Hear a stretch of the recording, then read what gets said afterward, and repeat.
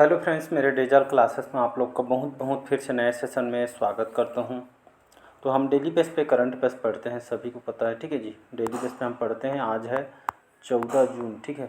तो 14 जून से जितने भी करंट अफेयर्स के क्वेश्चन बनेंगे यहाँ से हम कवर करेंगे। जो भी एग्ज़ाम का आप तैयारी कर रहे होंगे, एसएससी, रेलवे, यूपीएससी, कोई भी स्टेट का एग्ज़ाम हो, सेंट्रल गवर्नमेंट के एग्ज़ाम हो, हर एग्ज़ाम में जो है क्वेश्चन यहाँ से पूछे जाते हैं। मिनिमम यहाँ से जो है 12 से 15 तक के क्वेश्चन आपसे यहाँ से पूछे जाते हैं। तो चलिए स्टार्ट करते हैं सेशन को। पहला क्वेश्चन देखते हैं और इसका पीडीएफ आपको जो है टेलीग्राम में मिल जाएगा और बहुत सारे नोटिफिकेशन वहाँ पे अपडेट करता रहता हूँ टेलीग्राम से, तो बढ़िया जुड़ जाइएगा, ठीक है जी।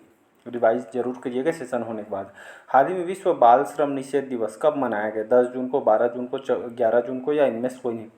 तो हाल ही में जो है पूरा वर्ल्ड में जो बाल श्रम निषेध दिवस 12 जून को हर साल हम मनाते हैं, ठीक है। वर्ल्ड जो डे अगेंस्ट जो चाइल्ड लेबर डे जो है दुनिया भर में 12 जून को मनाया जाता है। क्यों मनाया जाता है?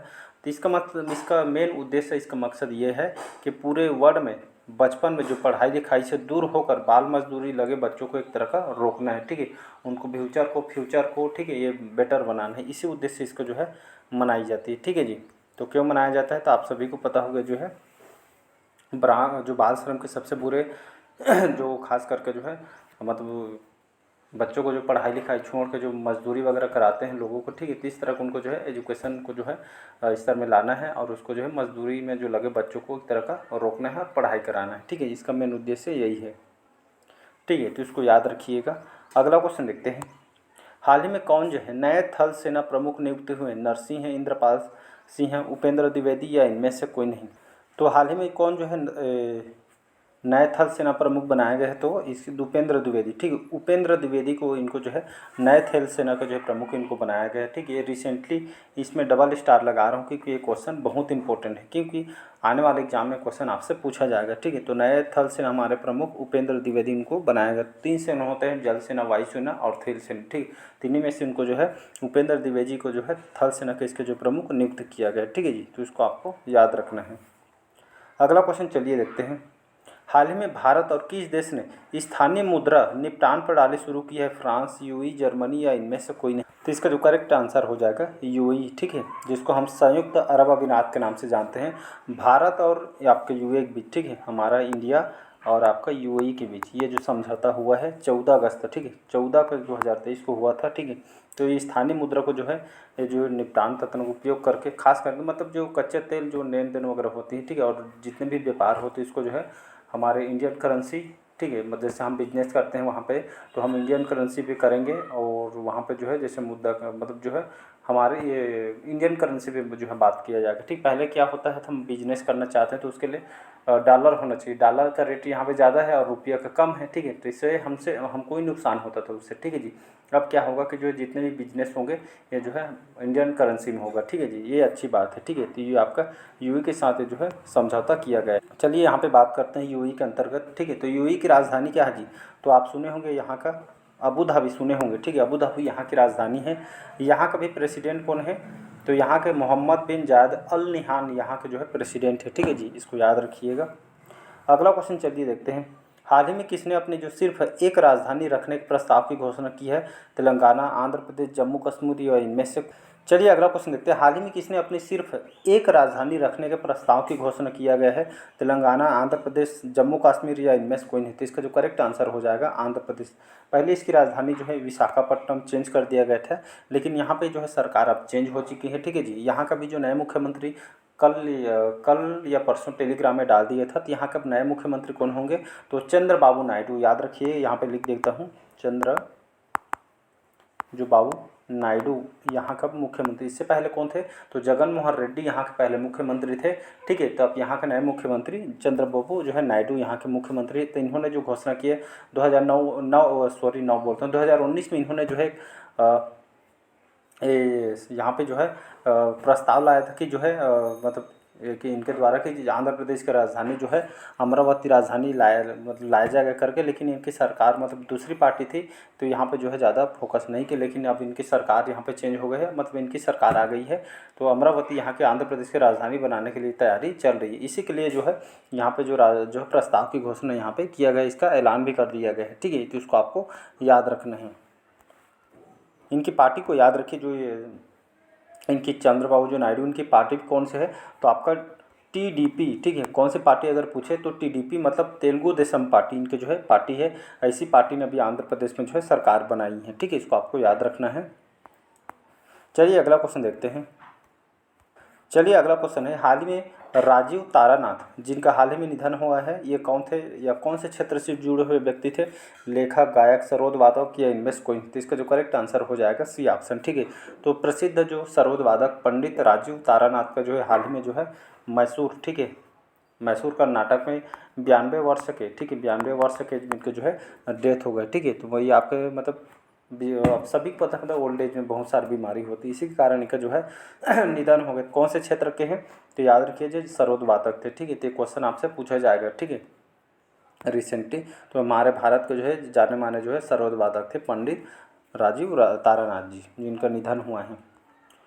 हाल ही में जारी ग्लोबल जेंडर गैप इंडेक्स में कौन शीर्ष स्थान पर है? स्वीडन, फिनलैंड, आइसलैंड या इनमें से कोई नहीं? तो इसका जो करेक्ट आंसर हो जाएगा आइसलैंड, ठीक है। तो आइसलैंड ये जो ग्लोबल जेंडर इंडेक्स पे जो है प्रथम स्थान में है। भारत का रैंक किस में इंपॉर्टेंट हो जाएगा, ठीक है। तो ये जो है वर्ल्ड इकोनॉमिक फोरम ने ये जो है इन्होंने जो रिपोर्ट जारी की है 2024 में, ठीक है। तो 146 देश में फर्स्ट पोजीशन इसका जो है आइसलैंड प्रथम स्थान है।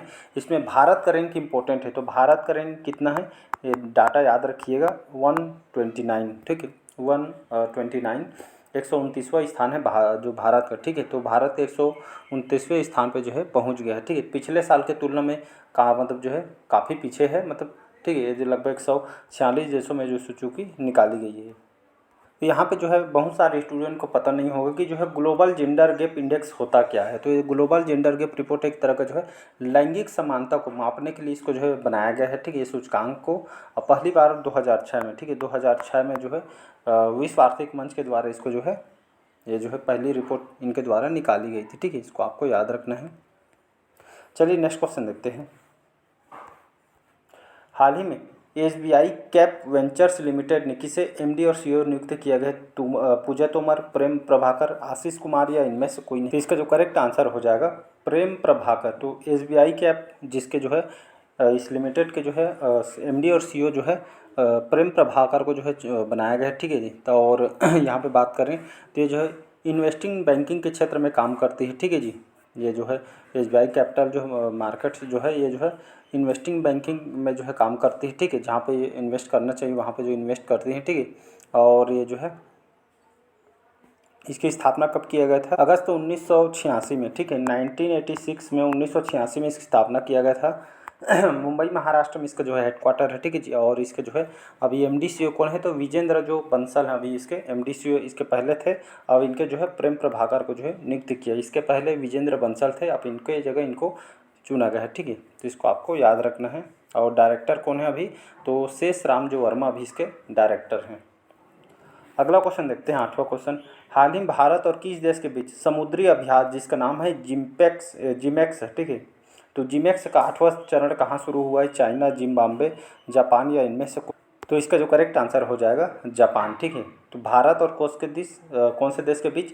भारत और जापान के बीच एक तरह का जो है समुद्री अभ्यास है, ठीक है। हमारे नौसेनाओं के द्वारा जापान के नौसेना के द्वारा एक तरह का अभ्यास कराया जाता है। इनको बहुत सारे सैन्य प्रशिक्षण दिया जाता है, ठीक है। बहुत तकनीक सिखाई जाती है, लोगों को बचाव के लिए अभ्यास कराए जाते हैं, ठीक है, दुश्मनों को लड़ने के लिए। तो ये जो है कौन सा संस्करण है?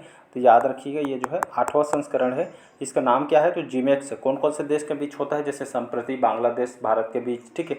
इसी तरह जिमेक्स जापान और भारत के बीच होता है, ठीक है। तो ये जो है 2024 का जो है 8वां संस्करण है, जापान में शुरू हुआ है। इसको आपको याद रखना है, ठीक है जी। तो इसको आपको याद रखना है।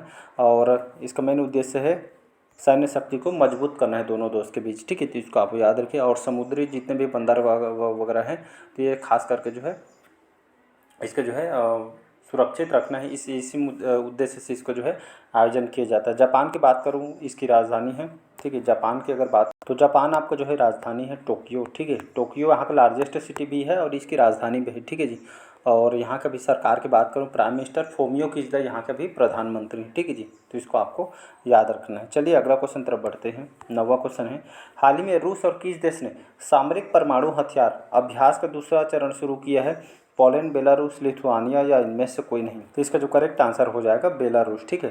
तो रूस और आपके बेलारूस के जो सशस्त्र बलों ने सामरिक परमाणु हथियार का अभ्यास के जो है ये आपका कौन सा चरण है, दूसरा चरण शुरू किया गया है। ठीक है, तो परमाणु हथियार को लेकर जो है ये आपका अभ्यास किया गया है। ठीक है, रूस के जो रक्षा मंत्रालय ने इसकी जानकारी दी गई है। ठीक है, तो इसका यही एक तरह का जो है सैन्य शक्ति को बढ़ावा इसका मेन उद्देश्य है। ठीक है जी, चलिए अगला क्वेश्चन देखते हैं। 10वां क्वेश्चन है, हाल ही में किसने लगातार तीसरी बार कनाडाई ग्रैंड प्रिक्स जीता है? Carlos Sainz, Lewis Hamilton, Max Verstappen या इनमें से कोई? तो इसका जो करेक्ट आंसर हो जाएगा मैक्स वर्स्टप्पन। ये रेड बुल के जो है ड्राइवर हैं। ठीक है, रेड बुल कहने का मतलब एक तरह का जो है तीसरी बार ग्रैंड प्रिक्स जीता है। कहते मतलब एक तरह का जो कार रेसिंग होता है, लगातार ये जो तीसरी बार है जिन्होंने जो है ग्रैंड प्रिक्स जीते हैं, कार रेसिंग में इन्होंने जीती है। ठीक है, ये कहाँ के रहने वाले हैं?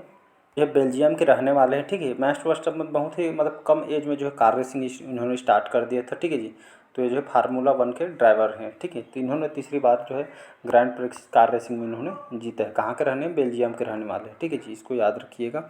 चलिए अगला क्वेश्चन देखते हैं। हाल ही में लेफ्टिनेंट जनरल वाकर उज़्ज़मान किस देश के नए थल सेना प्रमुख नियुक्त हुए हैं? बांग्लादेश, पाकिस्तान, अफगानिस्तान या इनमें से कोई नहीं? तो इसका जो करेक्ट आंसर हो जाएगा बांग्लादेश। बांग्लादेश की राजधानी है ढाका। यहाँ के करेंसी को जो है टकक नाम से जाना जाता है। ठीक है जी, और यहाँ का भी प्रधानमंत्री कौन है? तो शेख हसीना। ठीक है, शेख हसीना यहाँ के भी प्रधानमंत्री हैं।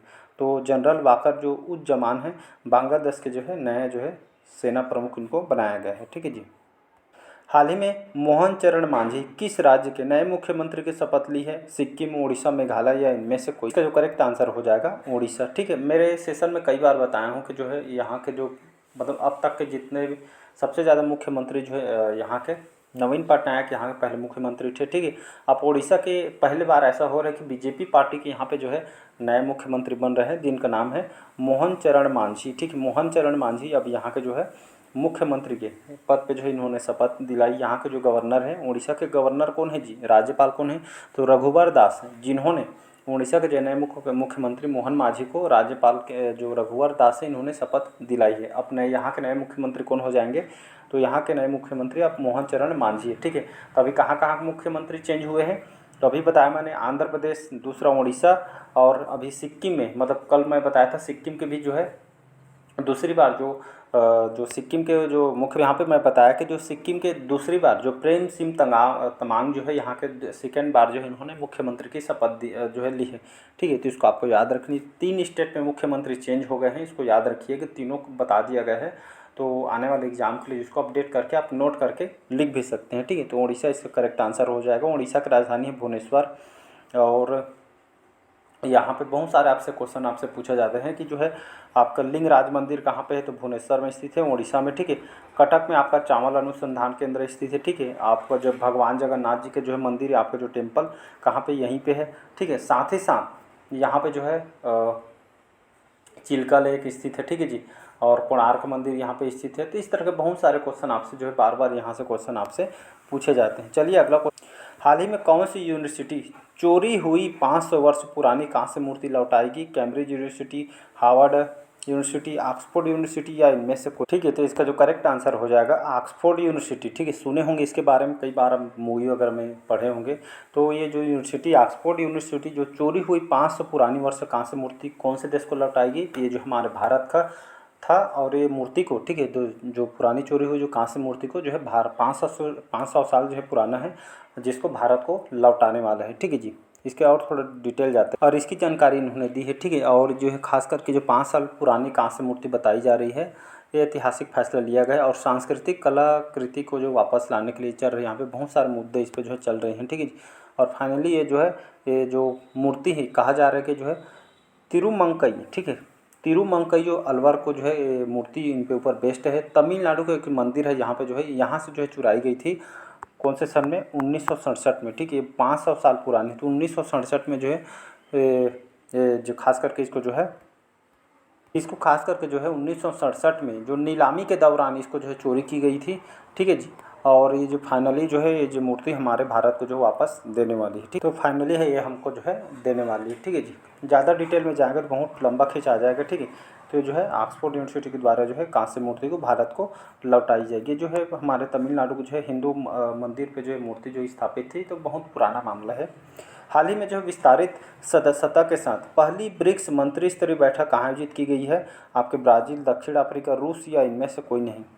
तो इसका रूस करेक्ट आंसर हो। रूस का जो शहर है निजनी नोगोराड करके यहाँ का जो शहर है, यहाँ पे जो है 10 जून, ठीक है। तो नए सदस्यों के साथ ब्रिक्स की जो है पहली मंत्री स्तरीय जो बैठक 10 जून रूस में इसका आयोजन किया गया था, ठीक है, जिसमें ब्रिक्स के विदेश और अंतर्राष्ट्रीय संबंधों मंत्रियों को जो है 2 दिन के लिए जो बैठक इसका आयोजन 10 से 11 जून को आयोजन किया गया था। और इस बैठक की जो मेज़बानी कौन से देश ने की है? तो रूस ने किया गया है, ठीक है। अभी वर्तमान में जो ब्रिक्स के भी जो वर्तमान अध्यक्ष भी रूसी देश है, ठीक है जी। रूस भी अभी इसके जो है भी अध्यक्ष है इस जो है ब्रिक्स के। इसमें आपसे एग्जाम में क्वेश्चन पूछ सकते हैं कि इसके साथ जो है नए जो कंट्री भी इसमें जो मेंबर्स हुआ है ब्रिक्स में, कौन कौन से देश? ये आपका मिस्र, ईरान, संयुक्त अरब अमीरात, सऊदी अरब, इथोपिया, ये जो है पहली ब्रिक्स मंत्री स्तरीय जो बैठक में जो है शामिल हुए हैं, ठीक। कौन कौन? मिस्र, ईरान और संयुक्त अरब अमीरात, सऊदी अरब और इथोपिया, ये जो है पहली बार इस बैठक में सम्मिलित हुआ है, ठीक है जी। यहाँ पे थोड़ा बात करते हैं ब्रिक्स के बारे में। सुने होंगे जो है ब्रिक्स जो है आपका जो एक अंतर्राष्ट्रीय लेवल के जो है संगठन है, ठीक है, जिसमें मूल रूप से जो है 4 देश शामिल थे, ब्राज़ील, रूस, भारत और चाइना। अब जो है इसमें और देश इसमें जुड़ चुकी है, ठीक है, ये जो है। और यहाँ पे जो बात करेंगे तो और इसको कहा जाता है मतलब जो पूरे विश्व में जो है दुनिया भर के महत्वपूर्ण एक तरह का समूह जो आर्थिक स्थिति जो मजबूत करने के लिए इसको जो है बनाया गया इस संगठन को, ठीक है। जो देश जैसे कोई दिक्कत होती है, इसी कंट्री मेंबरशिप है तो एक तरह का उसके आर्थिक स्थिति सुधारने काम करती है, सहायता करती है, ठीक है। इसीलिए इसको जो है चुना गया है। इसका आपका हेड क्वार्टर पूछा जा सकता है, ठीक है। तो ब्रिक्स के हेड क्वार्टर कहाँ पे है? तो इसका जो हेड क्वार्टर आपके शंघाई में इसका हेड क्वार्टर है, ठीक है। इसको आपको याद रखना है। इसमें पहले लगभग 20 आपका जो है मतलब कि इसके पहले इसके कितने कंट्री मेंबरशिप थे? तो इसमें जो ब्राज़ील, रसिया, इंडिया, चाइना और साउथ अफ्रीका, ठीक है, ये जो है इसके पहले 2001 में जब इसको जो गठन किया तो इस समय इसके जो है इतने देश इसके कंट्री मेंबरशिप है अभी। और जो जितने भी देश बताए हूँ वो अभी इसके जो है कंट्री मेंबर सब जुड़ गए हैं, ठीक है जी। चलिए आज का लास्ट क्वेश्चन है कि संयुक्त राष्ट्र जिसको हम यूनाइटेड नेशन के नाम से जानते हैं, तो ठीक है, तो किसे क्वांटम और प्रौद्योगिकी का अंतर्राष्ट्रीय वर्ष घोषित किया गया? तो 2025 को, ठीक है। 2025 को यूनाइटेड नेशन ने जो है इस यहाँ पर क्वांटम विज्ञान और इसके जो है अनुप्रयोग को जो महत्व के बारे में, ठीक है, महत्वपूर्ण जो है बारे में लोगों को जागरूक करने के लिए जो अंतरिक्ष क्षेत्र में और जो है सभी लोगों को आगे बढ़ाने के उद्देश्य से इसको जो है अंतर्राष्ट्रीय वर्ष इसको घोषित किया गया है, ठीक है जी, 2025 को।